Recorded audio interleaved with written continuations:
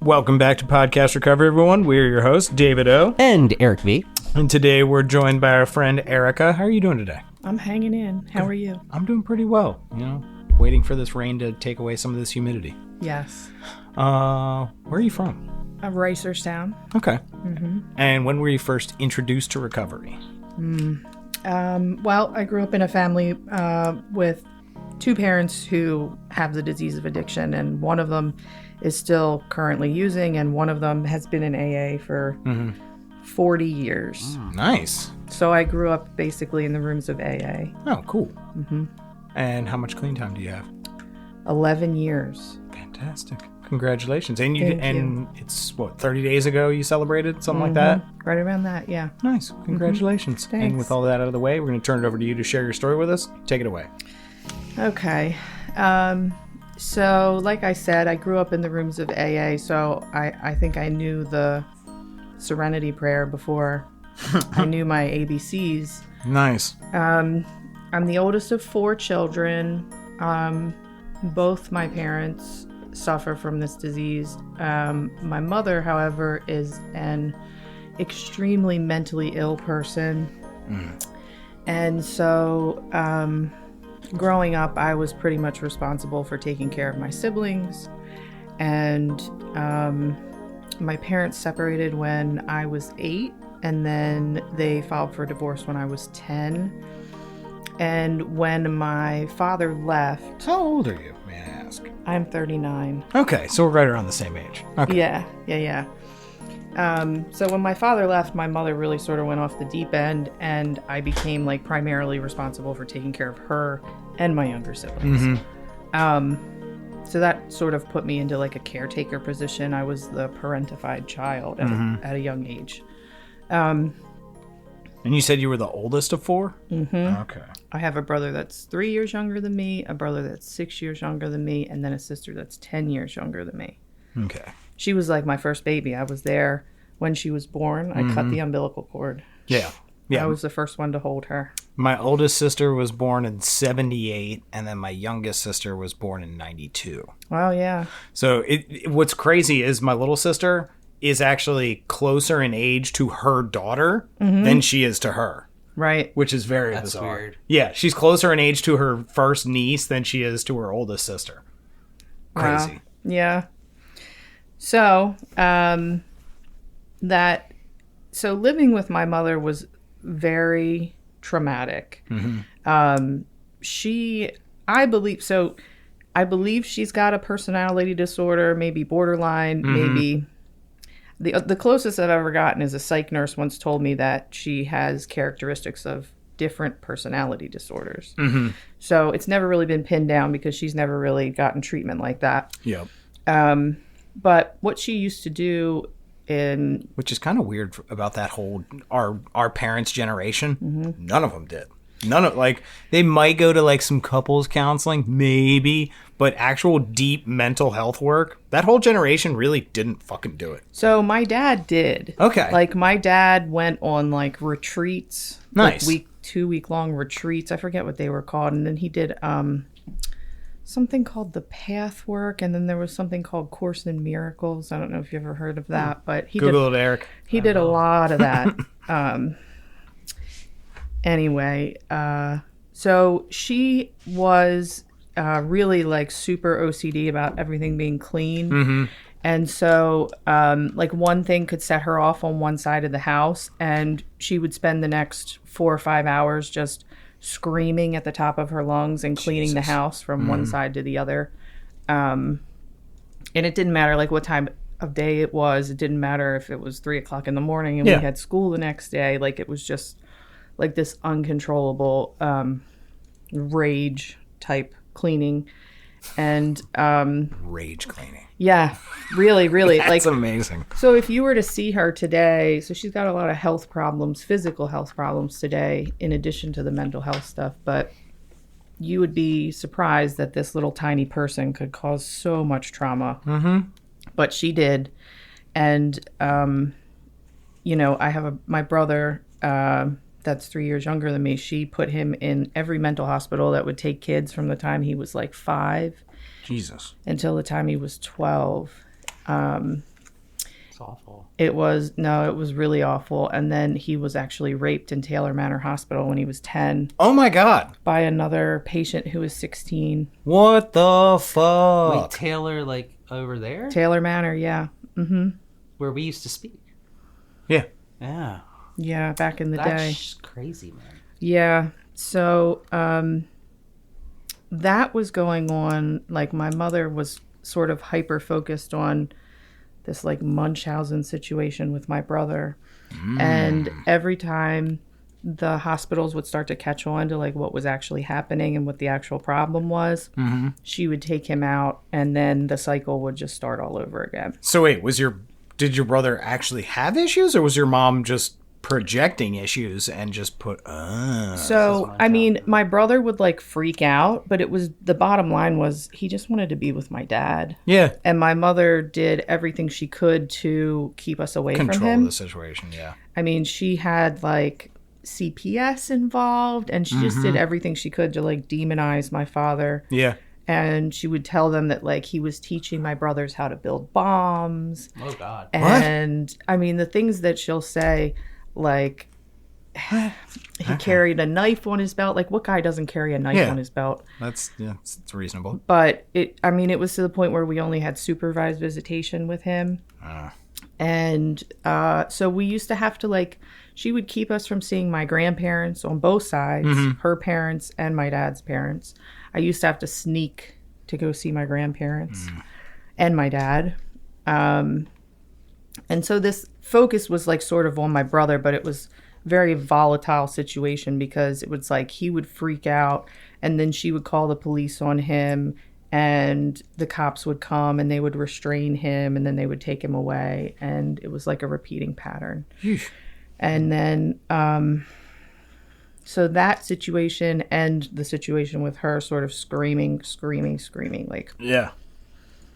by the time I was like 12, I was like out of the house as much as I possibly could be because it was just so insane. Oh, hell yeah. And I guess it was probably around like 3rd grade when I started to notice that like this wasn't like a normal situation. Yeah. I started going to friends' places and seeing that their family was like not like this. Same. Yep. I had the exact, like my family had knockdown, drag 'em out fights that would like spill over into the street, like out of the yard and everything. And it was just, when you went over to friends' houses and you were like, oh, this is, it's Boy Meets World. So this is how this shit exists. All right. Right. So it was like I just tried to get out as much as I could. And I think I started smoking cigarettes and drinking when I was like 12. And then What was your first cigarette? I think it was a Marlboro Red. Ooh, all right. That's fair. I stole Carlton's from my mom, which they don't even make anymore. Well, you know what? I think they still make Carltons. Do they? Google it. I'm pretty sure. Somebody gave me a Marlboro Red on the bus. It was like a boy that I liked that was like a year older than me or something. Of course. Yeah. And then by the time I was like 14, I was living with a girlfriend that I had been friends with through elementary school. Her and her 2 sisters and her mom. She had a single mom, and they lived in an apartment. And her mom would smoke Virginia Slims. Right? Wait, were Carlton Slims? No, they were normal weren't cigarettes. Slims? No, they weren't Slims. And she would leave them, like half smoked in the ashtray. So of course we were smoking. You were them. smoking half smokes? Oh, of course. I mean, we were 14. Everyone smoked half smokes. I did not. You never smoked a bust down out of a... No. Out of an... Nope. Really? Nope. You've never gone So into many an times. ashtray and grabbed a I've cigarette. accidentally drank a cigarette butt in a beer. Oh, that's I've done worse. that numerous times. But you've never... No, it smells horrible. Wow. No. It didn't matter. It's I wouldn't even like it. There's nicotine in that bust down. I'm going to smoke it. Nope. Who was smoking it before? I don't fucking know, but it's mine now. And the people that would have a half smoke in their pack of fresh cigarettes, it ruins the rest of the cigarettes. I did that nasty. too. Yeah. No, I couldn't do it. I couldn't do it. That's so weird. I know. I would huff dust off, but I would not smoke half smoke. You're like, oh God, I'm not having that. I'm better than that. Anyway, continue. So you're smoking half smoke Virginia Slims. Yeah, it was like a situation where there wasn't a lot of supervision. Her mom was always out working. She was a waitress, you know, and it was like me and this girl and her two sisters. And I think I started babysitting when I was like 10 years old.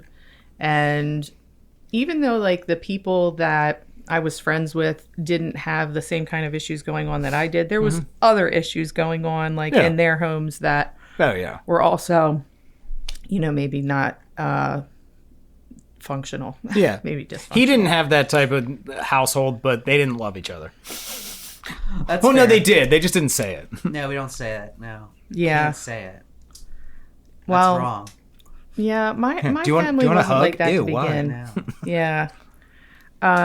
So anyway, we were getting away with a lot that nobody was paying attention to. And I think the first time I ever saw somebody overdose on heroin, there was a neighbor that lived downstairs from them, and the balconies were like right over each other. And the woman like threw the guy out on the grass. It was like it was like a brick wall, and the basement one had a porch, but it was like under a brick wall. And she threw him out there, and he was definitely like gone, but they came and they brought him back. I saw that when I was 10 years old. Oh my God. So Jesus. that had like a lasting impact on me. Like I never did heroin. Like that was the one thing I never did. Really? Oh yeah. I think it saved me. And also I had a really bad reaction to opiates. So I got lucky there because when I went through high school, it was right when the Oxycontin wave hit. Yep. And so everybody was doing Oxycontin. Yeah. We are the Oxy generation. Right. Yep. So I got really lucky because the first time I did it, it made me horrifically ill. And I only did it one more time by accident. And it also made me horrifically ill then. Like I have if I use an opiate, I get violently ill and I hallucinate. So that sort of saved me, but we were definitely, you know, like drinking and smoking weed. And I think by the time I was 15, I had a boyfriend that I was living with. Was I living with him? I don't even remember. But that's when I got introduced to cocaine and ecstasy. And then that was just like, whew. You girls and your bad boys. It was Girls and your bad boys. it was like, okay. I remember the first time I took ecstasy and I What, was are you like, writing that down as a title? No. Okay. Maybe, but no. it was like, this is it. Like, this is it. This is what I need to survive my life. And then I went through like a really, really dark period of really heavy using from like age like 14, 15 until like 18, 19. And the boyfriend that I was with was abusive and wrecked cars constantly. Like, I don't even know how many car accidents I've been in because I was in so many of them. And in the passenger seat, like, I don't even know. A lot of car accidents. And then when I finally got fed up with him and broke up with him, I went back to my dad's house, and that was like the first time I really like lived with my dad. And the whole time, like throughout all this insanity, like my dad had a house within walking distance of my mother's house. Oh, really? He did that on purpose, and like she did everything she could to keep us away from him. Yeah. Yeah, so I moved back with my dad, but by then I was already like in it. Oh, yeah. You know, and my dad knows what's going on. You know, he's 70 now. So he was born in 1953, so he was like sort of a hippie. And, Yep. My parents, same age. Yeah, and so there was like he knew what was going on, but at that point I started hanging out with this like group of drug dealers, Delinquents. Yeah, well, they were older than me, so they weren't really delinquents. Oh, okay. But yeah, and I ended up, the worst of it was like they were like, you know, you should go and dance, you'll make a lot of money. And so I ended up dancing at the Gold Club, and I was just like freshly 18. I think I was Over 2 by or 3 Chaps? months. Huh? Over by Chaps? The Gold Club on Pulaski Highway. Yeah, isn't that right next to Chaps? Is that the barbecue place? Yeah. You didn't know that? Where? Oh yeah, you're vegetarian. What the fuck do you know? Yeah, Pulaski Highway. That and you don't like strip clubs. I don't like. We were talking about this last night. How can you not like strip clubs? Well, I don't like the unprompted like tits in the face. You know, like it's just like. What is wrong with you? Excuse me. I didn't ask for that. Why are you doing that? Where have you been? Okay, like let's ask that. Like, there's sweat on you. Why does the bathroom smell weird? There's lots of questions I have about strip clubs. Explanation of why I did not like a strip club. Strip clubs are great. Yeah. I'm willing to go back. We were talking about this last night. Oh, really? I'm willing to give it another try. Where did you go for? My first one ever was on a bachelor party in Wilmington, North Carolina. Okay. And just this like, that probably makes sense. it was like it smelled weird. No, that's just North Carolina. It was the smell. I can't get the smell out of my mind of Well, like it might the have strip just club. been that club. Yeah, it might have Maybe, just been that maybe, club because I went to maybe. McDougal's and it was amazing Yeah. for my 18th birthday. I don't know. And except for there was like a regular there, and he was like, "Oh, it's your 18th birthday. Let me just buy you a whole bunch of lap dances." And I was like, "That's dope," but also super weird that this like 40-year-old guy is buying an 18-year-old That's just a whole kinda bunch of weird. lap dances. I was like, I didn't even know him. Yeah. Like, and he was like, "Oh, it's your 18th birthday. He was just we'll make into this the all." vibe, dude. He was Yeah. like, look Dude, at this guy. and, like, Strange people in yeah. strange Yeah. places. And he's like, "Hey, Dakota, go take care of him." And like he knew all the girls' names and everything. It's Hey, like, Destiny, who the come fuck- over here, girl. It was so anyway, sorry. Dakota. Of course, it was Dakota. There's like I don't know. That's wait, what my was your brain just name? came up. It was Sabrina. Sabrina. Wow. Yeah. Okay. Okay. Like the That's not- witch. Like Oh, okay. the Did you witch. purposely Did you do it? have like setups of where you were a witch? So Like, I was a goth I'm just- stripper. A No, goth stripper. I couldn't tell that. With Right. the tattoos, really? Yeah. Yeah. Yeah. I was a goth kid. Did you strip to Rob Zombie? I did. Awesome. Rob Zombie, Marilyn Manson, you know, that kind of stuff. I was in love with Marilyn Manson. Like when people talk about their higher power, like I didn't, Oh yeah. when I was a kid, like when Yeah. I guess Antichrist Superstar came out, it was like Yep. 95. Yeah. I had a shrine to him in my room. It had like candles and pictures of him and stuff. And I like painted little pentagrams with nail polish and Oh, yeah. stuff. Totes. Yeah. So that was like my first higher power. But Like, anyway. I'll definitely have a question about that. yeah. Yeah. Anyway, keep going. Yeah, yeah. So you're at the Gold Club. So I didn't make it very long there, and everything sort of like the bottom really at that point was I was going to, me and my best friend Kristen were going to move to Arizona because my mother had taken my siblings and went to Arizona. And it was like, we went there for like a Christmas break and she sort of sold it like, this is this beautiful new life and everything's going to be great. And me and my friend were sort of, you know, we were on the street and it was just not a good situation. So we fell for it. Mm-hmm. And we had all my stuff and her stuff packed into the back of this Oldsmobile that I was driving. And I wrecked it going down Broadway in the city. I was going to see this crack dealer that I was dating at the time. And, you know, I'm Jewish. I'm from a Jewish family. Okay. My mother's side of the family, like everybody lived in Pikesville. And when I wrecked the car, I mean, it was like a bad wreck and like all of our shit was just like strewn all over Broadway down in the middle of the city. And my Jewish grandparents came to get me because there was nobody else to come get me. And they're like, what are you doing down here? And instead of driving to Arizona, we flew there. She got us plane tickets and we flew there. Oh, yeah. Yeah. And then within 30 days, my mother had kicked us out and we were Yeah. on the street in Arizona. I've had two friends move out to Arizona and they're like, this place sucks. Yeah, it's desert. Yep.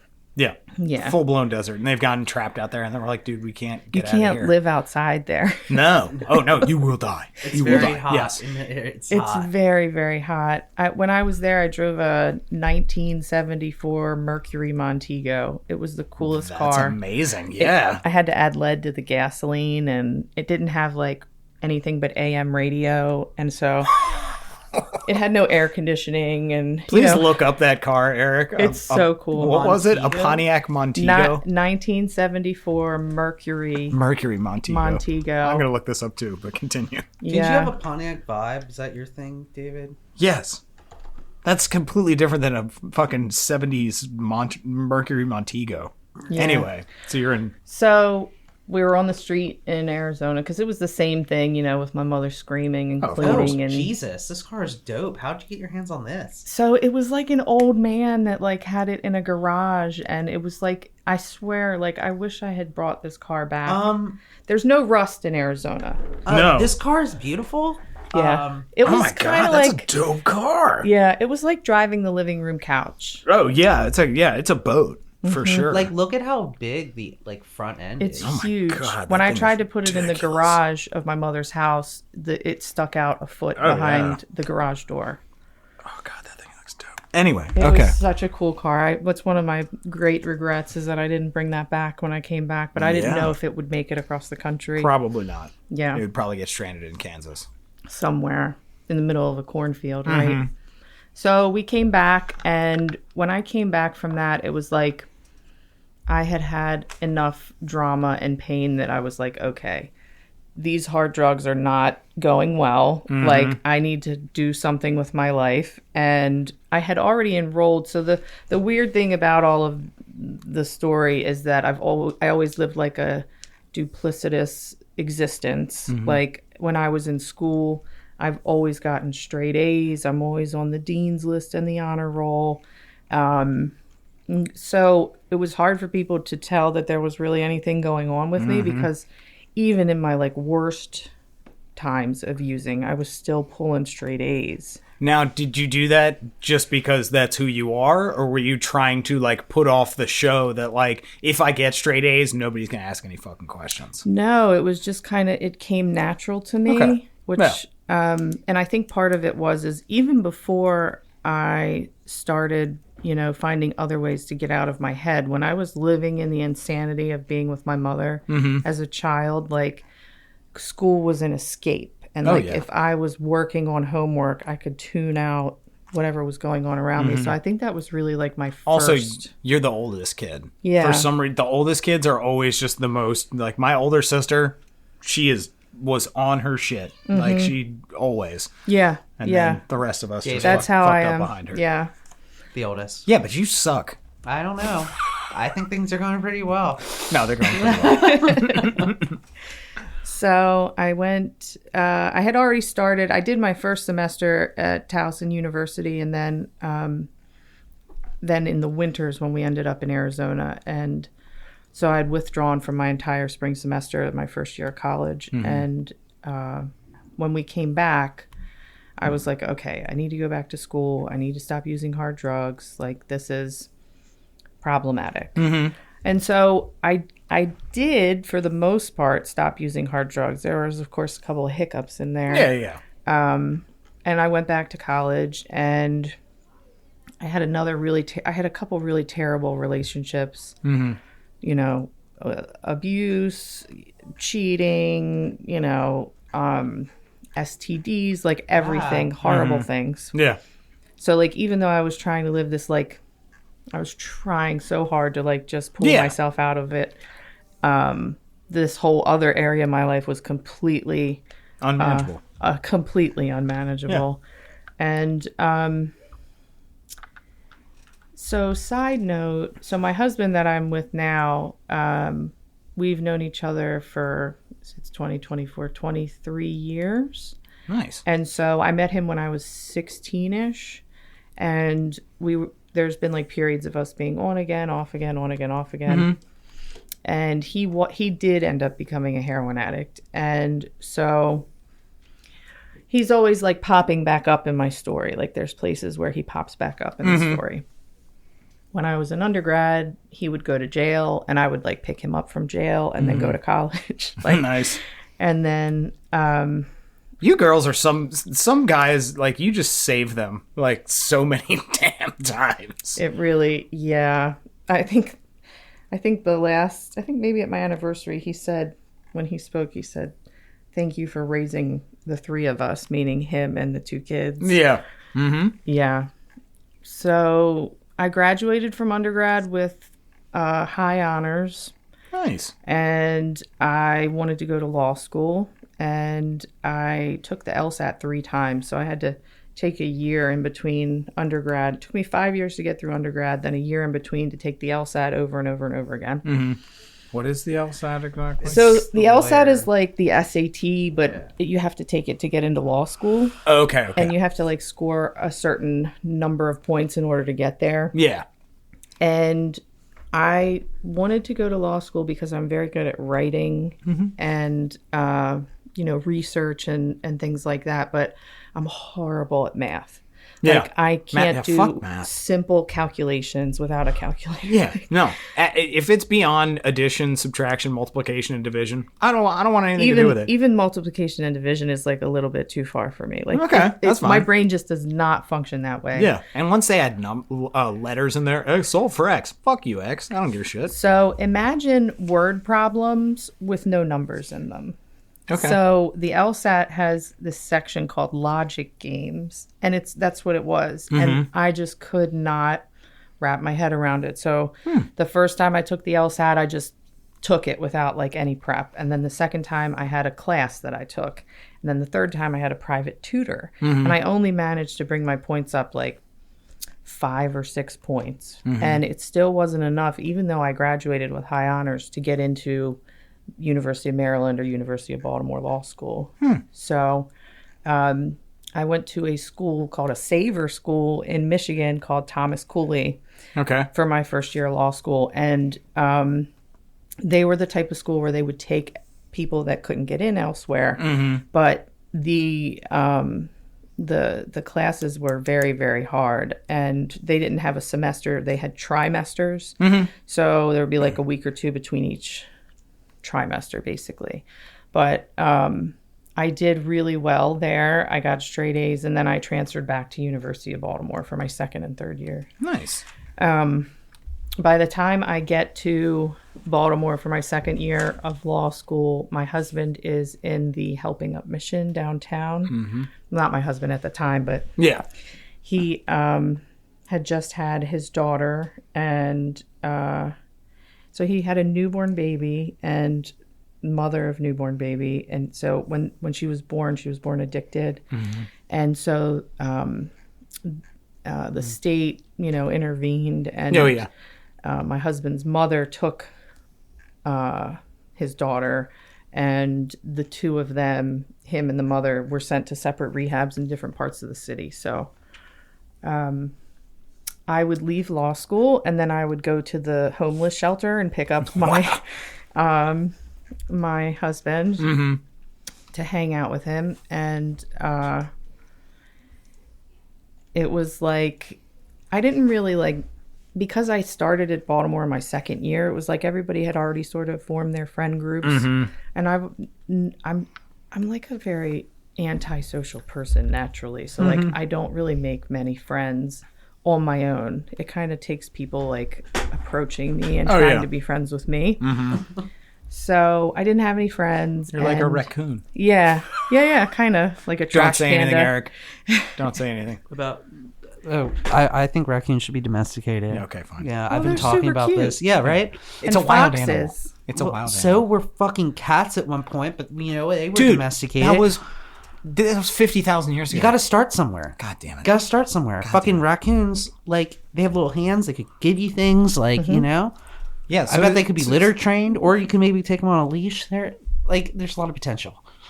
Them and foxes. Yeah, and foxes. Foxes are amazing. Yeah. I won't argue with that. They're cat dogs. Oh, yeah. They are cat dogs. So, anyway, I don't know. I got lost. But, making friends. yeah. And picking up your My husband from the homeless shelter while I'm in law school, yeah. That only lasted a few months, and then his mother and the mother of his child decided they were going to get an apartment, and he said, I'm going to go live with them. And I'm like, what do you want me to do? Throw myself in front of the car? Like, yeah. No. Have at it. Yeah. And then they relapsed, and he sort of like really went off the deep end, and like I didn't talk to him for like 2 years for the rest of law school. And I just sort of dedicated myself to what I was doing. I mean, I was already dedicated. Yeah. I feel like as addicts, we like to torture ourselves a little bit. We are gluttons for punishment. And so, with law school work, it's really easy to do that. No, I'm sure. And so I did all my homework. I read every case, and then I did a write-on competition to get onto the law review, which is like the journal that the schools publish. And the first year you're on staff, and you get all this additional work, like to make yourself like extra unmanageable. Yeah. Like for the articles that they publish, you would get them and you would have to track down the citations. Like, so I would be going to like obscure libraries, like trying to track down the physical source and like verify that what they were quoting was actually what was in the source and things like that. So we had to do this like multiple times. Part of that does seem interesting to me. I'm like, that does kind of seem fun, but also... But imagine doing that on top of like a full law school workload. Oh, yeah. Yeah. Yeah, fuck that. So I did that my second year, and then I ran for an executive board position for the law review. In my third year, I was elected as manuscript editor for the law review, which was pretty cool. It was my job was like to take the articles from like their Word format and convert them into the journal format, and then go through and edit, you know, and make sure everything was perfect. Oh my God. Yeah. So that was my law school experience. And then, of course, I graduated with honors. And so when I was in undergrad, I worked for an attorney who is close with my dad, and his father was close with my father. Mm-hmm. And they were like family to us. And I worked there. And then after law school, he called me like 2 days after I took the bar exam. So like, you graduate from law school, and then you study for a couple months, you take the bar exam, and then you don't find out until November whether you passed or not. Is it always November? Yeah. So that's weird. You take it, I think, end of July, maybe, and then you wait until November to find out. So you're in this like gray area of not knowing whether everything you just did for the past 4 years is worth it or not. So... but he, like 2 days after I took the bar exam, he asked me to come and work for him. So I was working for him. And, so I've been a practicing attorney for 12 years. I was barred, December 11th, 2012. And so if you notice, my clean time and my practicing time doesn't exactly line up. Mm-hmm. So I was still using the first year that I was a practicing attorney. So I was working with him. In November, I found out that I passed the bar. Does crack help with clerical work or not? I should define. So I had stopped doing hard drugs. Okay. So when I first got into law school, what I was doing was I was smoking weed every day, and I was drinking. And right before I went away to law school, I got diagnosed with PTSD. And I started getting prescriptions for Xanax and Valium. Yep. And I mean, they would give me 90 Xanax with 4 refills on it. And I would just hoard them. Yeah. So like, I wasn't the type of person who would like... Full bars? They were 1 milligrams. Oh, okay. Yeah, footballs. I made it so... the footballs or the bars? I made bars? Like all the way through law school using Xanax and marijuana and alcohol. Well, that'll get you through. Yeah, but the fact that I was able to like still achieve at that, at high levels on that. Yeah. Like, what could I have done if I hadn't been? Like, can you imagine? Like, but so, you know, by the time I got out of law school, I was having panic attacks on a regular basis. Yeah. And the Xanax benzos in general, it's just like a rebound effect. Yeah. Like you have a horrible panic attack, you take the pills, and then you feel better, and then you have another one that's worse. You just wait for the next panic attack. Yeah. So, and I didn't take them every day, but I was a little bit of like a binge user when it came to like the Xanax, because throughout law school, I would go and get tattooed. And I would call it tattoo vacations, where I would just go to the tattoo shop and I would sit there for like 8 hours and get tattooed, and I would eat Xanax like all day long. And That's amazing. I had a roommate when I lived in Michigan, and she would always be with me, and it would get to the point where she would take them from me and then dole them out to me while I was being tattooed. So, and I'm not one of those people who can like most people take Xanax and they pass out. Like I take Xanax and I'm like awake. I don't remember what I'm doing, but I'm awake. Yeah. And it makes sense that was my drug of choice. First, ecstasy was my drug of choice. Then Xanax was my drug of choice because I'm an anxious person. I'm a person that struggles with depression and anxiety. So like, I was like, okay, this is the answer now. So by the time I got out of law school, it was like I was taking them on a regular it was like a leash. Like I couldn't function in daily life. Yeah, it was your safety blanket. Without it, exactly. So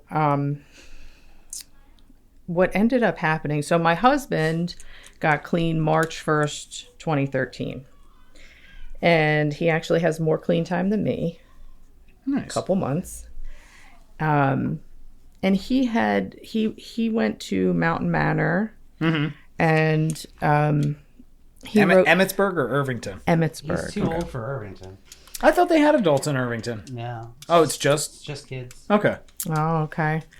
So he went in March, and he was, writing me letters about how we could be together now because there was nothing standing in the way. And I wrote him like a 6-page letter outlining in detail like all the pain and harm that he had caused me over the last 12 years. I miss writing. I miss writing romance letters. Right there. So he's writing you a letter, and if I'm keeping up with your timeline, the last time you saw dude, he was moving in with his ex-girlfriend or his baby mama. Correct. And he's now writing you a passionate love letter confessing his love. Well, I just want to make sure we're in the right timeline. Yeah, we They're are married no. now. Yeah, I know, but I'm still like it all came out in the wash. But like I'm still, I mean, there's feelings involved with like always situations. loved each right? other. Yeah. We've loved each other since we were teenagers. And but I there remember- was always like something in the way. did you ever write love letters? Yeah, they didn't always work out. No, they didn't always fucking work. No. Hell no. These ones didn't work out for my husband at the time. I have a couple of mine left from middle school. I still have them tucked away, and I'm like, oh my god, I was Yeah. So They're embarrassing. cringe. basically, I wrote him back a 6-page letter about why that couldn't be and Oh wow. how I was doing so well in my life and that he had such a long way to go and I couldn't be his higher power and like all of that. Meanwhile, You were writing this letter on Xanax. I'm not clean. Yeah. So the day he gets out of rehab, he tries to go back to his apartment before he goes to the halfway house he's supposed to go to. He goes to surprise his mom and his baby's mother and his daughter. Okay. And he shows up there and the baby's mother has the cell phone in her hand and the cab driver who was like dealing to them says, I'm here. And she's got like $20 in the other hand. So he walks right into this. Yeah. And he saw like his daughter running around like dirty and like hair everywhere with Kool-Aid all over her. And he knew that he could get, like one on the arm from the guy who's right outside the apartment. And he chose not to do that. And he called me on the phone and told me what was going on. And I was like, get out of there. I'm like, can you get on a bus? Like, I'm in Towson. That's where I was working. And he was in like Owings Mills. And he managed to get on the bus, 2 buses or something. A lot of buses to get lots to of fucking buses. town. Several transfers. Even though it's only about a 20-minute drive, But on the bus, it's a 2.5 different. hour Yes. fucking bus ride. Yeah. Dude. Yes. So he managed to make it there, and I drove him to his halfway house, and we've been together ever since then. So what ended up happening was he was there for a month, and then in the second month, I think I told him, why don't you just move in with me? He had like 2 months clean after being an IV heroin user for like 12 years. Yeah. You're good. You got 60, You got 60 days. Come on in. Yeah. So, So he moved in with me, and then what ended up happening with me that was like the final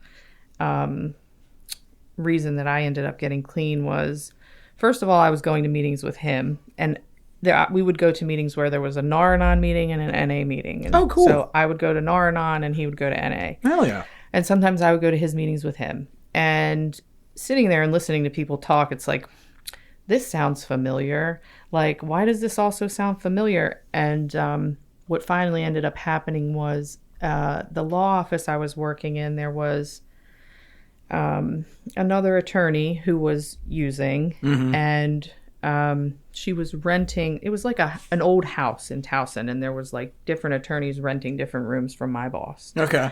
And hers was the office across from his. And one day I was in court, and my boss called me and said, "Hey, I just wanted to let you know that they're raiding the office right now." And the reason that they were raiding the office was because that attorney had been taking drugs into the detention center in Baltimore County. What? And got caught. And at that time, when he called me to tell me that, it was right after my husband had moved in with me, and I had like a box of pills that I had hoarded, like hundreds and hundreds of Xanax and Valium and Somas and whatever else was in there that I had managed to hoard. In the office? It was in my office. So there were a lot of questions about This has gotten so good. Shut up, Eric. Keep going. So I couldn't leave it at the apartment because I didn't want it to be there with my husband because he had just gotten Fair. clean. And so there was an old radiator in my office. This is like a movie. It's amazing. Like, those radiators that were like metal. Oh, yeah. And it had like a, kind of like this has a screen, like a screen over it. Mm-hmm. And I had taken the screen out and put the box up in the radiator. Okay. And so I was in court as a practicing attorney representing somebody and not knowing whether Is this I was criminal law? So, Yeah. Oh, wow. Yeah. You're a criminal attorney? Yeah. This is dope. Yeah. Amazing. Are you prosecuting or defending? Oh no, defending. Okay. I could never prosecute. I don't have the heart. I'd be a terrible prosecutor. I'd just be letting everybody off. So You didn't really mean to do this. No, you're fine. I mean, if it was the only thing that I would be good at prosecuting would be like maybe murders and sex offenses. Yeah. Because those are like Pedophiles. Yeah. Right. Those people you can The go really after with bad no ones. shame. It's Like, pretty yeah. easy Yeah. to be like, oh, what did you do to those kids? Okay, let's Jail just put you forever. right into Your jail. Honor, permission to treat them with hostility. Yeah. So I didn't know if I was going to go to jail that day, Yeah. because I would, even though I wasn't participating in what was going on with this other attorney, like if they had found that, I would have been roped right into it with her. Oh, yeah. And They didn't find it? they didn't find it. Suck that, BCPD. You're good at hiding things. Got him. Yeah. There's been a lot of times in my life where like I'm right up to the edge of like Yeah. disaster. And my higher power just Yes. Got pulls lucky. me back. And that was Right up against disaster. That's That's the title. Sounds like- Right there. Sounds like a '90s like surfing movie. Right up against. Yeah, it's starring Keanu Reeves and Patrick Swayze. Yeah. right. So that was like the final straw, like that day in court, and like I owe I can't imagine So how much much money. how much you were sweating. yeah. Like you. Oh I my knew God. that You're like, if I lost the ability to be a practicing attorney, that there's no way I would ever be able to pay my loans off. Like they are just monstrous. yeah. Oh yeah. And that was it. I got rid of all the pills. I went to acupuncture. I started doing yoga, like Nice. and I started going to meetings with my husband, and I got clean. And I've been clean since then. So I haven't had to live attached to a bottle of Xanax in 11 years. That's So a good title too, though. yeah. Living attached to a bottle of Xanax. Damn it. Damn it. That always happens. We have one great title and then another one comes out and it's like, damn it. No, right up against disaster is good. Or It's so good. And there's girls and their bad boys. Too. Well, that right up against disaster thing, like it's happened multiple times. Like it happened once when I was in high school. Oh yeah. I was in Talking about all the car accidents. Well, the car accidents for sure. Like there was a really bad one that I'll tell you about. But in high school, I was allegedly selling Adderall. You went full lawyer right there. Allegedly, he was. And somebody snitched on me, and I was like, I always got snitched on. I was in ROTC. Did you have those we had in your ROTC. school? Yeah. I was like a top cadet. I was on the drill team. Okay. And I was in my like ROTC Uniform. TT uniform, and 2 Baltimore County police officers came into the cafeteria and like lifted me up by my arms, like one on each arm, and like carried me to the principal's office. And they searched me when I was in there, and I was like super lucky, like I said, right up to the edge. And what they found was birth control pills, lighters, a pack of cigarettes, and then a retractable razor blade, like a box cutter. Yeah. Right? Because you were going to cut a bitch. Right. No, really, I was probably cutting myself. But, I get that. That intertwines with the whole Marilyn Manson phase. Oh, yeah. But, so they found that, and that's what I got expelled for. But what they didn't find, I had this purse with like all these hidden compartments, and they didn't find, there was a can of mace in there, and there was 20 Adderall pills bagged up. How did they not find the fucking mace? Like I'm saying, right up Baltimore to the edge County of disaster. Cops, because if I'm feeling around, it's you like, think. it's a fucking bottle. Yeah. Dude, yeah. No. And I had a pager in my pants that they didn't find.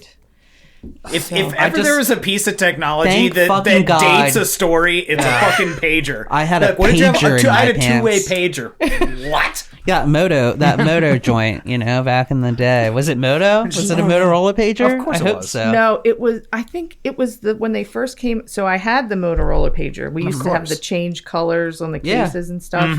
First, I You're had not that one. much older than us. We totally missed pagers. Pagers No, we so didn't. My mom good. had a pager. I wish I that I never had had it now. I'm saying you and I missed no. pagers. Yeah, we had phones. No, we had Tamagotchis though. But yeah. So the pager I had was kind of like a Tamagotchi when I was almost, I was expelled. Yeah, it was like that clear color. It was sort of. clear, and it had like a chameleon That's so cool. face on it. I have it somewhere still. Totally. But it was tiny. It wasn't like the big Motorola one that we had before. And they didn't find that either. So I got expelled, but I was able to get back in through mitigation within like 1 quarter.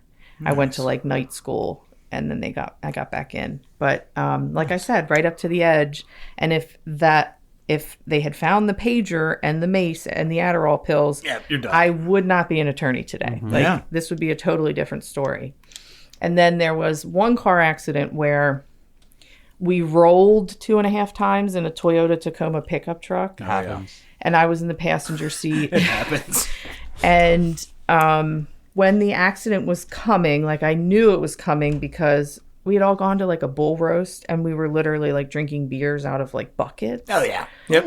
Just wasted. And as the guy, so Toyota Tacomas are like little pickup trucks. Oh yeah. And you have like the 2 front seats, and then there's like 2 little bench seats in the back. In the back. Yep.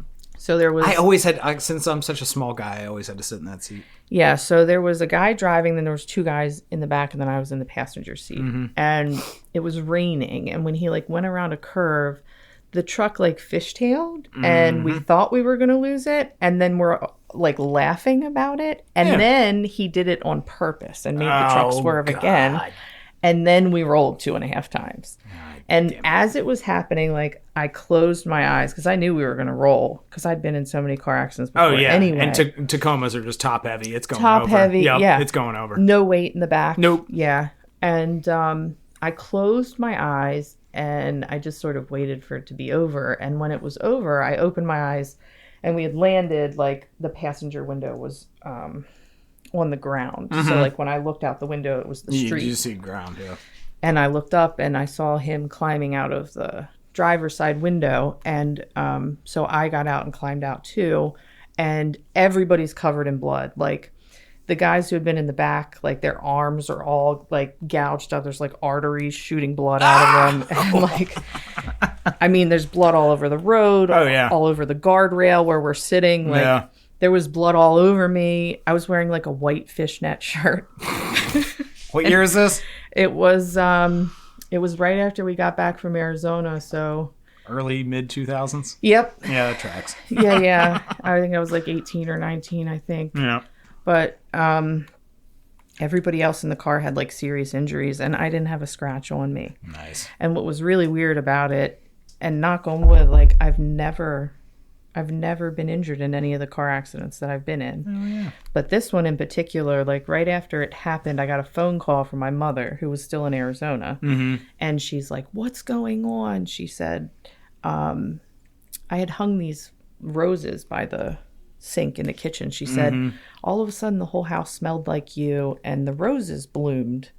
And she just knew that something had happened, right? That's crazy. It was really weird. It still gives me goosebumps when I think about it. Yeah, that's crazy. And when we went back to the vehicle after they towed it to the tow yard or whatever, the roof of the vehicle was smashed down, touching the headrest of the passenger seat of the car where my head was. Yeah.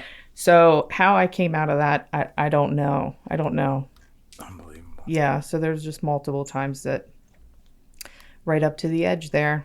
All right. Well, we definitely have some questions for you. Yeah. Eric, would you like to start?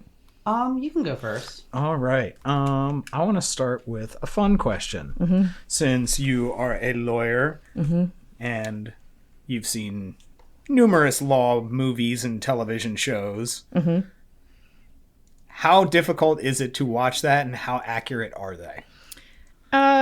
You know, I kind of like watching like court movies. My favorite lawyer movie is The Devil's Advocate. Love it. It's With a great Al movie. Pacino Yeah. and Keanu Reeves. I mean, like, man, that's one of my favorite movies of all time. But, Oh, yeah. what I really have a hard time watching is like Cops or like the live cop shows, Okay. because as that's all happening, I'm watching all of the things. The procedural errors. Yes, Okay. exactly. That shouldn't be done. But You're like, this is never going to stand up in court. yeah, and it's never, like court in real life is nothing like what you see on the TV. I mean, it's got the same players and whatever. Yeah. But Wait, so do you like do jury trials and shit? so I do trials. Yeah. Yeah. I've always just done like stupid, obvious District court stuff. Yeah. Yeah. No, I handle district court and circuit court cases. I do criminal defense and I do car accidents. Nice. Cool. Yeah. But it's much more boring. Oh yeah. It's much more boring in real life. Yeah, it's not very sensational unless it's an OJ trial. Right, which doesn't come along No. very often. No. So TV and movies are pretty accurate. I mean, it depends, which movie or TV show you're watching, but it's never that dramatic. Yeah. Yeah. Yeah. It's never Jack Nicholson and Tom Cruise going You back can't and forth handle like the that. truth. Yeah. No. That's probably my favorite lawyer scene. Like that movie's great. Yeah. That's true, but no, it's never that It's never that exciting. intense. It's never that intense. I mean, there's some crazy stuff that I've seen in a courtroom for sure, but You ever seen like a bailiff get attacked or anything? oh yeah. Oh, really? I saw a guy once, and I felt so bad because a lot of the bailiffs are like older guys. I know. Yeah. Every time I go into a courtroom, I'm like, what is this guy going to do in an emergency? Because Yeah. he's probably going to get the shit kicked in. Yeah, and that's what happened. Like this guy, and he went after like the oldest one. Of course he did. Of course. And of course. man, like knocked him down, and the judge, they had to rush to get the judge off the bench and like tackle this guy. Yeah. Was he remember going for the judge, or was like he going No, for he the went bailiff? right after the bailiff. Huh. Yeah. What a dick. I don't remember what or why.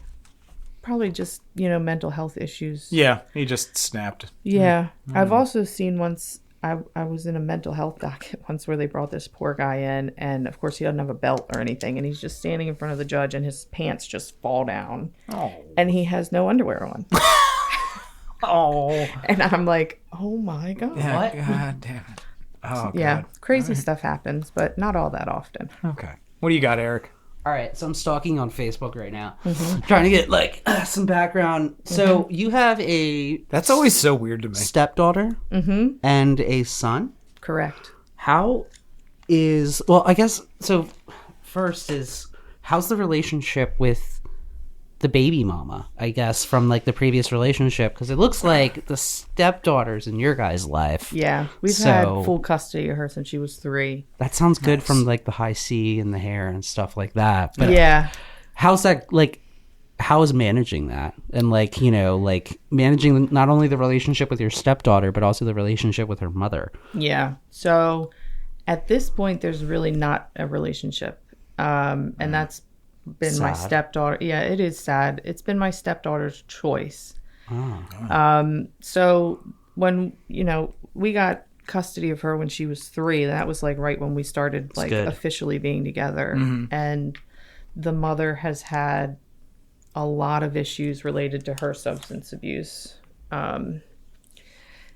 issues, and she's just never managed to really get it under control. Like there's been times when she's had supervised visits, and like initially there was an order that she was to have supervised visits, and if she could do like X, Y, and Z, then she could work her way up to unsupervised or overnight visits, and she just never got there. And at one point, she took us back to court to try and get unsupervised visits. And even though she had been the one that filed for it, the court said, okay, well, give us a hair sample. Like, prove to us that, you're able to be with this child unsupervised. And we went back to court and she got so many chances, and she never complied. And it just got to the point where the final hearing, she didn't even show up. That's and sad. Yeah, it was really sad. And we showed up, and my husband has been very dead set on this child should know who their mother is. I'm not going to keep this child from their parent. And so he took her to supervised visits. My husband supervised the visits for years. And it got to the point eventually where my daughter got to the point where she was like, all she does when she calls me and talks to me is cry and say she's sorry, and I just don't feel like hearing it. Yeah. And that's where she is now. And she hasn't really had any like contact with her. 15 now? She's 14 now. That's crazy. Yeah.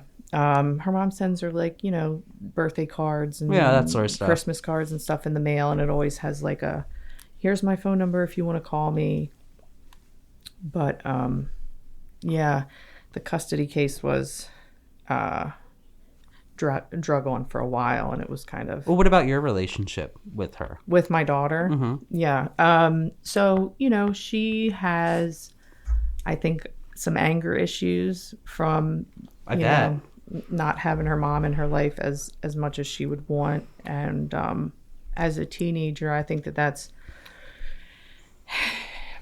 I think that I've talked to my dad about it, and my dad made like an analogy. He's like, it's like taking a bunch of snarling dogs and throwing them in the basement. And like every time you get angry about something, it's a snarling dog you're throwing into the basement and shutting the door. And I think that's where my daughter is. Like, I think that she's just holding it in. She doesn't know what to do with it. Yeah. I really don't think she knows. A 14-year-old girl processing emotions, like, it's hard. Right, with the hormones and I have everything. 4 sisters, I get it. Right. So, I do the best I can. It's a weird role to be in, Maybe to be that's a step-parent. Maybe that's why I'm so emotional. I have 4 sisters. And That is why you're emotional. Probably so, yeah. But that's a good thing. I think I'm going to cry I think now. I think it's a good thing, though. Yeah. Yeah. My husband has like the lack of empathy thing Oh, yeah. that he's had to work on in therapy for a long time. So Yeah. it's a good thing that you have feelings. Yeah, all the rest of my friends, Eric included, they're like, yeah, I don't cry. I'm Yeah, like, my husband doesn't I either. cry, like, You have it never has cried. to... I don't fucking cry to sunset, dude. Like, I cry at like things that... when life gets that fucking beautiful, man, you have to sink in, lean into the moment, and just shed a tear about how awesome this is. Because I used to be in jail. David, there are moments that... I'm She with agrees you. with me. There Thank are you. moments where crying is appropriate, just not all the time. No, I don't cry all the time. Weekly. I didn't cry this week. Last week? I may have cried last week. And the week's not over, dude. We still, have a few hours here. We got a day and a half. No, I think I'm good. I think I'm good for this week. No, but I actually want to piggyback on that question a little bit.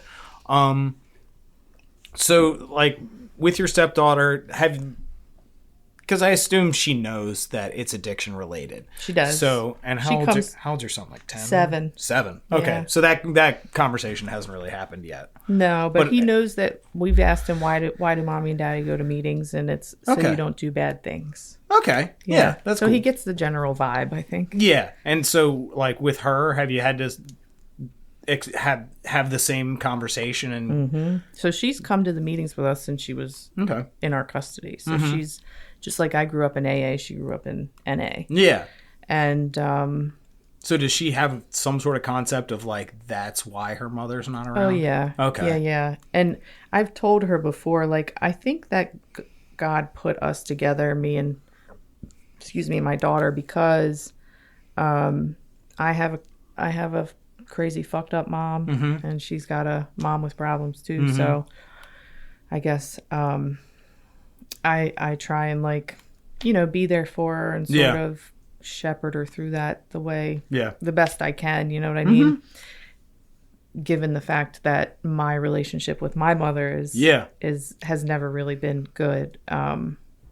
So I'm learning, she's learning. Yeah. Yeah. And that's what I really love about our generation raising kids right now is whether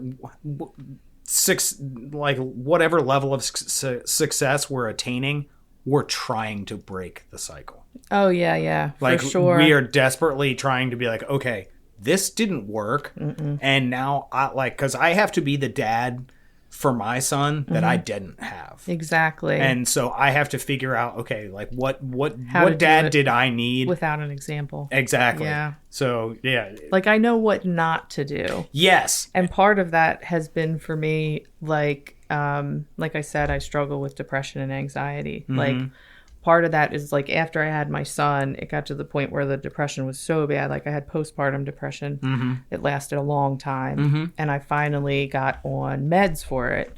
And a lot of that was, like, looking at the example of my mother and, like, this is what's going to happen if you don't take the meds. So, like, let's just take the meds and see how it goes. Yeah. Yeah. Nice. What you got, Eric? Well, let's continue with relationships. So your dude, like, So now we have to have him on the podcast. the voyage Yes. is 20 Yes. 30 years. Have you guys been on and off? How On long and now? off since 25? 2001. 23 years. 20. Yeah. 23 Wow. years, yeah. Okay. So where are you guys now compared to like where would you say your relationship is today? I would say that today it's better than it's ever been. I mean, like, we went through a really tough time after my son was born with my depression and everything that happens after you have a baby and all that. I've always been the type of person that, like, the lust thing is easy for me, and there's not really feeling behind that. It's like emotional feeling behind that. Like, it's all physical. And I didn't really know if I could get past that point in a relationship. Like, all my previous relationships, it would be like, once that part of it was gone. This guy's hot and has drugs. Right. So once he wasn't like as hot anymore, you're like, fuck this, I'm leaving. Right. Like, I'm going to the next thing. Well, I mean, usually there was a lot more involved in it too. Like, there was abuse and there was other things going on involved. But, like, I didn't know that I could be in a long-term relationship and still love that person and be attracted to that person the way I was when we first met. You know? Yeah, no, you're talking about the honeymoon phase. Yeah. And with my husband, it's like, so we are a therapy family. Like, I'm in individual therapy. He's in individual therapy. We've been in marriage counseling for like 4 years. Highly recommend therapy to anybody who is even thinking about it. And now we're at a point where, like, I'm, like, more in love with him than I have ever been. I'm, like, more attracted to them than I have ever been. And it's in a different way. It's like making it past that part where the lust part, that initial lust part is gone. Because for me, part of my addiction was not just the drugs. It was the sexual activity part of it too. Like, I was a prolific player back in the day, and I'd rather be that. Back then it was like I'd rather be that than be somebody's girlfriend, because at least I know what's going on behind the scenes, like I know the truth of it all, kind of a thing. But now it's like he's such a great father and a great husband. Like my dad lives with us now, and you know, he's 70 and he's had cancer twice, and Damn. so, you know, my husband, and it's really funny because my husband and my dad have sort of gone through phases as well, because my dad watched my husband go through all of his shit from when he was a teenager till now. And when we first got back together, my dad cried. He was not happy that we were getting back together. And now it's to the point where, like, if my husband doesn't call him or talk to him on a regular basis, my dad's like, why hasn't he called me? And they're like totally opposite personalities, my dad and my husband.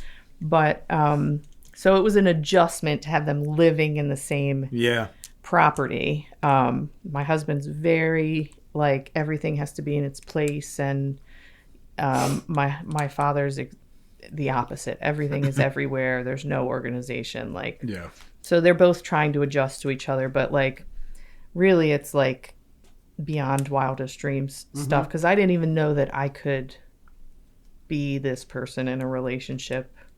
It's taken a lot of work to get here. All right, I like that. It's that actually. What question am I gonna go with? I'm gonna bundle two together.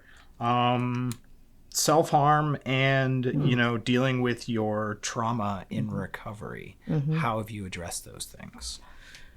So I think the self-harm stuff has sort of naturally kind of taken care of itself as my recovery has progressed. Like, I think for a long, long time, like when I was... Did you self-harm in recovery? I did. Not in recovery. I did. Okay. My first 2 years I did. So for like, when I was a teenager... You know, during that time I was a cutter, and then as I became 18 and the drugs and the sex and all that came in, like that took the place of some of that. And then once I could get tattooed, then it was like, oh, okay, I can just pay somebody to hurt me for hours. Yeah. And as I've matured and recovered, that sort of has subsided naturally. Like when I go to get tattooed now, I'm like, fuck, this is gonna hurt. Like it actually hurts, but I fall asleep.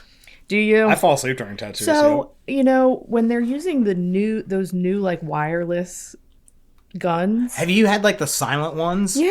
I hate it. It's not. You don't even feel it. Yeah. You don't even feel it at all. And it's just like a light hum. I'm like, no, right. I want the. Zzz. I want the thing with the pedal on it. Yes, absolutely. I want some antiquated technology stabbing me repeatedly. Right. They got new stuff now, guys. Yeah. Yeah. So, yeah, the self-harm stuff. It was all bundled together, right? Yeah. It was, controlling pain. The unprotected sex, the cutting, the drugs. I mean, the risky behavior, like it was all part of one. But as I've gone, and I've been in therapy for years and years and years, even before I was clean. So lots of therapy, lots of recovery, and the meds. Now I'm on at least 3 different psych meds. Yeah.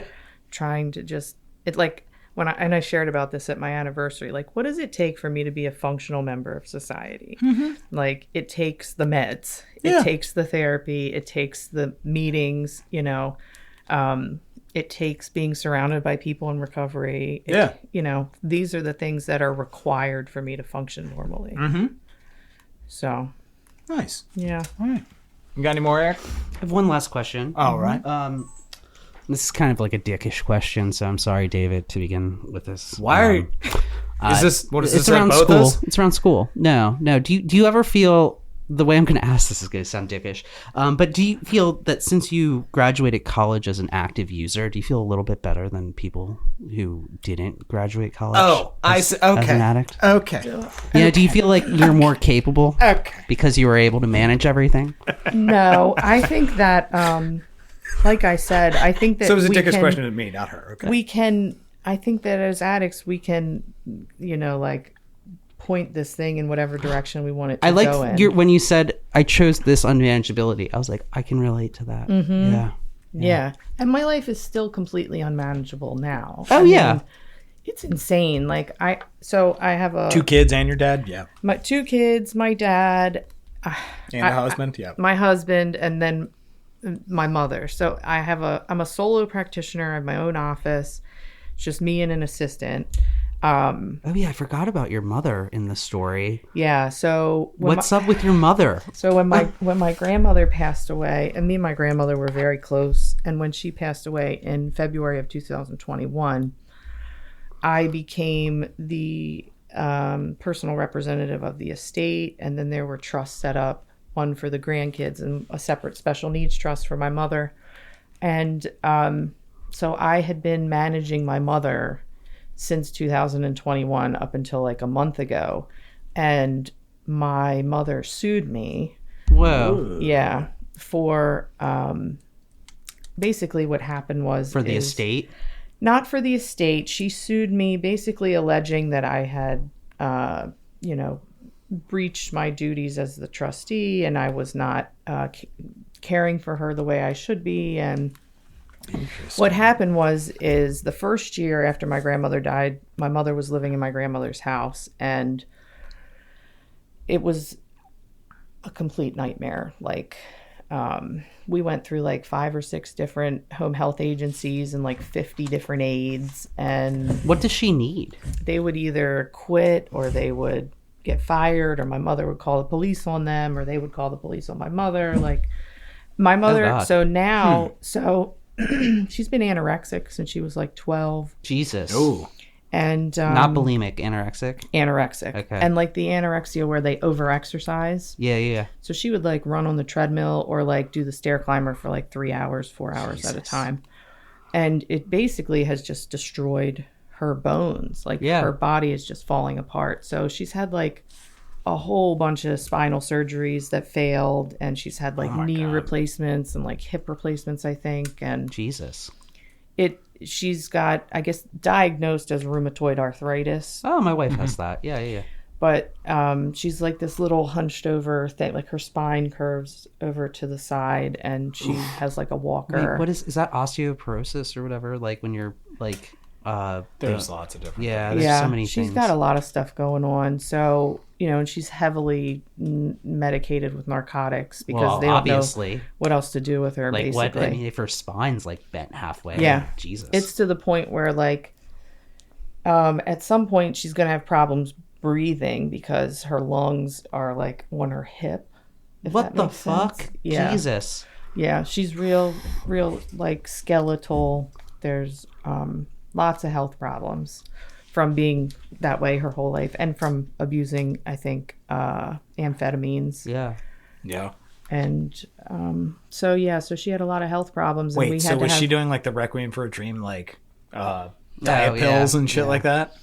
I think she was taking my siblings like Adderall and Ritalin. Oh, okay. And then eventually she got her own prescription for it. So like now she's at a place where like she's on all these painkillers like narcotics, and then she's on Ritalin for her ADHD and Valium, and she's got the whole set. She's got a whole cocktail going. She's got the whole set. Yeah. Well, she's got opiates, benzos, and amphetamines. She's got the set, dude. Right. So it's the dream.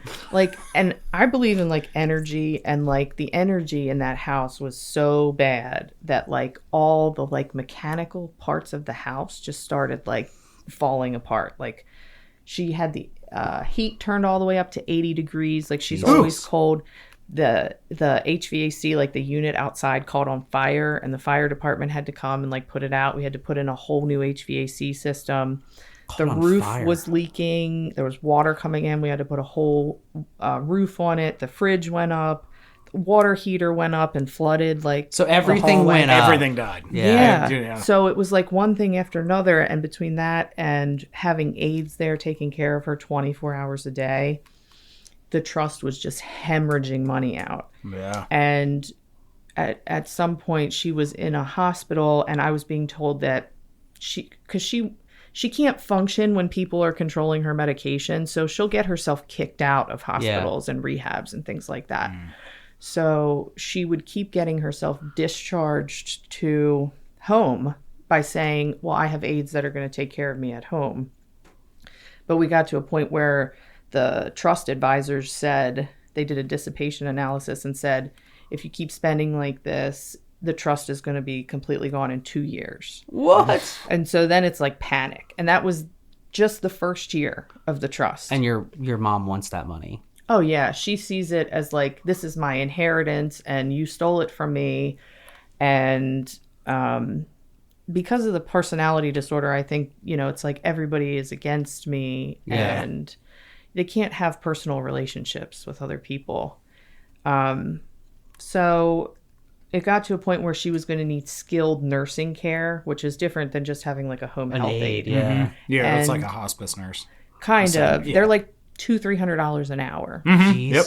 And My when mom they did that said shit. that, Yeah. I was like, there's no way that the trust can afford this, to handle this. So she's in a hospital, and I had to sell my grandmother's house, Yeah. which was like really heartbreaking because I loved my grandmother. And I had to sell the house to fund her trust. So That's, yeah. I well, you did fixed that. it up, I guess. Well, yeah, we did, and we sold it like when it was at the top of the market or whatever. It was Yeah. in COVID, and Yeah, no, when it was Nice. good. and the money went into her trust, and then she sued me. She sued me for selling the house, saying that I didn't have the ability to do that. I breached the trust, whatever. And finally, and this has been going on since then, since 2021, we got them to agree, them being her lawyers and her. I bought her a condo in Sykesville and like a 55 and up Yeah. community or whatever. And so she's there now and she's doing okay as far as I know.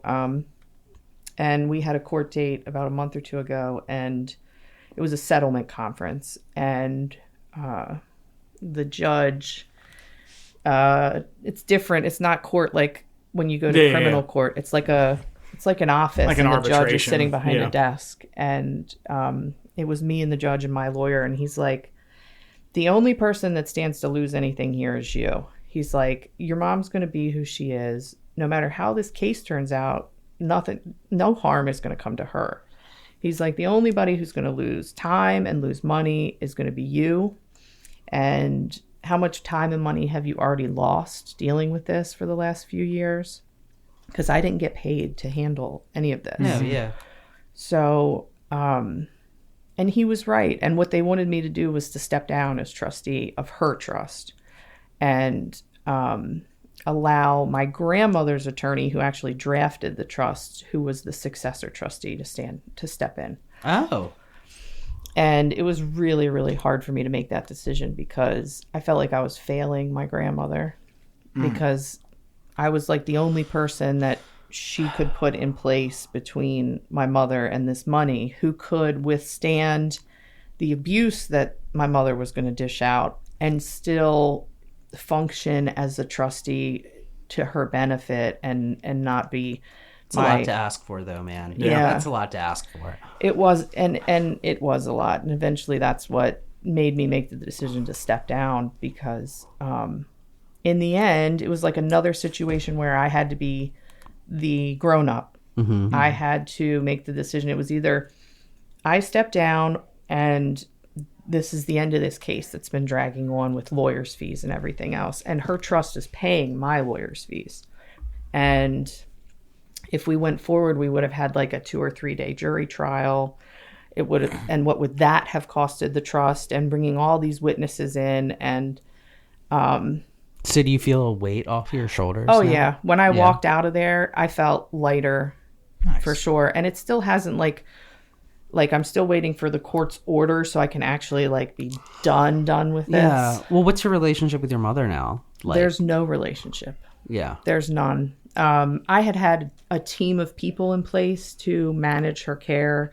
I had a lawyer, I had an accountant, I had a bookkeeper, I had a healthcare advisor, and I had a social worker, Wow. all managing her. Mm-hmm. Yeah, so that I didn't have to have direct contact. After that first year, it was just, And it's not the first time. My mother really loves court, like, and she's very watching Judge Judy, like, how do I get on this bitch? She's very litigious, and she really loves calling the police on people. Like, that's her favorite thing to do. So she's a Karen. Your mom was a Karen. Yeah, I guess so. I mean, it's worse. It's worse though. Yeah, it's really worse. What's worse than a Karen? What is there another name? Charla? Sharon? I mean, Sharon? What did we decide for the AA? Shayla, Jesus. Yeah. What were the AA names? Was it Chad and Carol? Chad and Carol, probably. That sounds about right. Yeah. Chad and Carol. So yeah, nobody has any relationship with her. 4 kids, none of them. All of them. None of us speak to her. She's got my grandmother's sister's still alive, so her aunt. So what's her disorder though? Like, I literally went through anorexia, but the mental compulsive. disorder, I guess. I think personality disorder, some type of personality disorder. Yeah. That sucks, man. All right. Yeah. It's sad. So you're trying to do what David is and be the mother to your children. Yeah, without a mother. Had. Yeah. Yeah. Pretty much. All right. I got 2 questions. One short and one fun, one real. Okay. We are fans of heavy metal. Me too. I am. He's not. I he listens to sad Stop. music. Stop. Okay. I like Slipknot's Duality. I like Marilyn Manson. Okay. You know, I like a few things, but the fucking shit that's just like no, I'm okay. I don't need that. I don't need that. What shit is either. that? That's a little bit too much too. You know? Yes, I agree. That was way too intense. You could didn't have just expect said that it. coming out of me, did you? I didn't. No. I didn't want it. So, I'm a firm believer that like heavy metal saved my life. Yes. Like if I did not have that outlet as a kid, I'd have killed myself. Yeah. No. Same. And just like, I assume you still listen to heavier music. Oh yeah, I listen to all kinds of music. Oh yeah, so do I. But yeah, Marilyn Manson holds a special place in my heart. How important is it to have that, you know, scream the pain out every once in a while? Oh yeah, it's still there. I mean, you know, there are days where you just turn the Marilyn Manson on in the Cadillac as loud as it'll go, and just drive home from court or whatever. Yep. We actually met him twice, and we're going to meet him again in September. Ooh, yes, really? I'm so excited. Nice. No, Hell yeah. it's crazy. Hell yeah. Awesome. I'm going to see Slipknot in August. Oh, I'm jealous. I've seen them 11 times. I've actually never seen Slipknot. I've never seen Slipknot. No. Well, they're getting old, so you better do it. You better do it soon. I've definitely seen Marilyn Manson and Rob Zombie like more times than I can count. Oh yeah, I've seen Zombie 7 times. I've seen Marilyn probably 4 or 5 times. Yeah. I'm a concert person. Oh yeah. I love live music. Hell yeah. Yeah. Absolutely. I just saw T-Pain on Wednesday and That's it was nice. amazing. Hell yeah. pretty cool. Rob Zombie is actually coming with Alice Cooper soon. Oh, okay. And I've seen both of them together years ago. Right, I did too. In 2007? Yeah, I think The Halloween I did. Hoot Name Yes, at Merriweather? I was there. I was yes. so fucked up at that show. I was fucking, oh my God, wasted at that show. But it was amazing. Good show. All right. Last question. How is your disease manifesting in your life today? Sugar. Sugar and food. So hard. Yeah, it's the worst. I just quit smoking too, and oh my God. Well, I quit smoking like 15 years ago or something. Thank God, because if I hadn't, I'd be dead from lung cancer. Like law school and everything else. But yeah, definitely food and sugar. I just found out I have high cholesterol and I am pre-diabetic. Oh God, That's not good, man. No, so I you know. gotta change your diet, dude. It's so hard, man. Well, I have the most insane life. Like it's always work, kids, sleep. you just work, gotta kids, sleep. figure out new routines and habits. You know? Yeah, it sounds so easy. You have high cholesterol, That's what they said. so you gotta cut out fish and meat and What? dairy. And I Cut out have, fish. like- omega-3s are good. But there's lots of cholesterol in I fish. have like chronic health issues too. So like I've had IBS since. Oh, I me was in law too. High school. five from across the room. Yeah. Yeah. And I'm All like that stress in your allergic- stomach. Yeah, I'm allergic to nickel, which is in a lot of foods. And Nickel? Nickel. It's really weird. I had to have an allergy test to find that out. Allergy tests are awful. Oats and Oats? nuts. I'm Yeah, allergic to nuts too. high in nickel content. Huh. So the diet thing is really weird because there's only so many things I can eat to begin with. No, I feel you. I'm Yeah. allergic to nuts, so like, Yeah. you know, but I'm a vegan, so I somehow figured it out. Yeah. But I the don't know nickel that thing, I could do don't that. really know. You're probably allergic to it too. You're allergic to everything. I'm allergic to a lot of things in the outside Yeah. world. You're yeah. allergic too. to To happiness. To dust. To... Me too. So how terrible was your allergy test? So How painful was that 15 minutes it of wasn't like sitting there? With- How many things did you We get on your get back? tattoos, dude. so they But it's had- the itching. It's like it was like Oh. 4 different things. yeah, that it was they like had to put on my back. 70 little Right, things, they have right? little squares, Yeah. like 12 squares in each or And something they prick like that. you with all of it, and then how big your circle is how allergic you are to it. So I didn't get any. So first they did the one where Sucks they to had be you like guys. it like On the arms? yeah. So they just switched to the back because the arms are just like well first they did it on the arms and then they did the one on the back with the patches. Mm-hmm. And the patches were a little bit difficult because I have a tattoo on my whole back. So they had to geez, find how did they like find the space? it was like Yeah. on the sides kind of and so it was very uncomfortable, but you wear them for like a week or a couple days. Oh, or I don't even something. know about that And patch then, thing. and then they take it off, and then like a week later, that you go back and they look like what squares are acting Oh, up. that must be new. Because when I got it, they took like a little pin and just went. Yeah, they just yeah. Yeah, it was no pin; it was a patch. They were patches. Yeah, I don't know. But Yeah. I'm super allergic to dust too. Me I'm like too. very allergic to Dust dust. mites, Like so allergic to grass, dust. Yeah, grass, weeds. ragweed. I think Weeds, is a bad yeah. one. All right, well, let's I'm continue super this on. allergic to dogs and cats, but Oh, I that's a love bummer. cats. Oh god. I have We a gotta cat. get you out of here because we Yeah. have No, dogs no, and no. cats. I love the cat. He's over there sleeping, and I just want to go pet him. So do you have Do you take shots or no? No. I have a cat. She was a trash cat. We found her in Yeah. a trash can. Yeah. And the she's best 2 cats. now. Yeah, she's so. Oh my god. Well, the shots are a pain in the ass, but I will I think say I've just like that had her around me enough. the nose, like your breathe. I don't know how allergies affect you, but since I've been taking the shots, like I can breathe better through my Really? nose and stuff, and there's less like congestion in my sinuses and shit. So I'm on 2 different nasal sprays. Okay, so you're on Flonase, and then probably like the professional, like There's the like crazy a prescription one. Yeah, I have and that. then there's a It's gone Rhinoport or something. wildly off the rails. Yeah. What allergies? Yeah. Well, Yeah. I mean, you can always go back to like I'm allergic to drug. I've Well, had asthma since I was a kid. Oh, geez, man. Yeah. You got the whole 9 yards. Yeah. Fuck. Yeah. It takes a lot for me to just function normally. Yeah. Lots of meds. Yeah. All right. Well, we would like to thank our guest Erica for joining us today. Thanks for having me. Absolutely.